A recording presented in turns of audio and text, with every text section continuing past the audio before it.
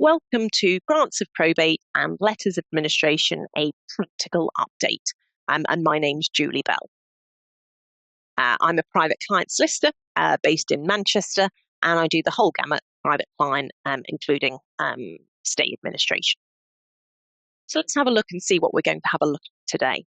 And I feel at last we are in a more rosy picture as to where we're up to with things, that we have more good news in relation to the probate delays for certain types of client, and we'll see that it's very much dependent on what type of application you're making. I'm also going to give you some tips to prevent applications being stopped. Being stopped is disastrous, really moves things out. So anything we can do to stop being stopped, we need to. And we're going to have a look at options for chasing after the 16-week period. And there's good news on that front as well. If we have paper applications, when are they compulsory and what is changing? We're going to look at how we track paper applications, a new facility that we have. And then finally, we're going to have a look at a will drafting case, a Dryden and Young, and the importance of identifying which charities are the correct beneficiaries.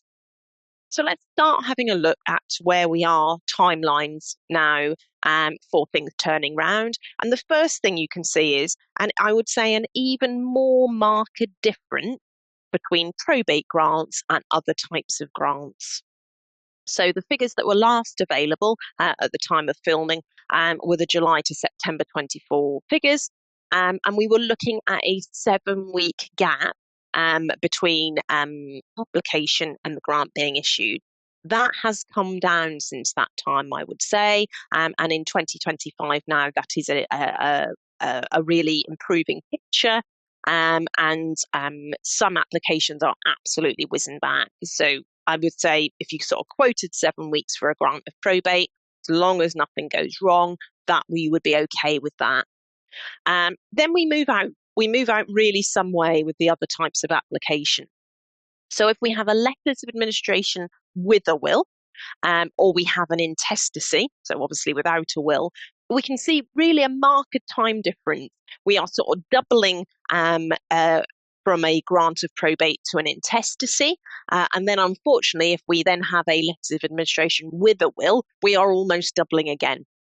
And so that is still hovering, the letters of administration with a will and next, we're almost hovering around the 6 months limit still. And I think one of the issues is it's, there's been a lot of training at the probate thing, to improve things and turn things around. And obviously they have more people who can do the more basic applications, which are the probate applications. So they are still proceeding quicker.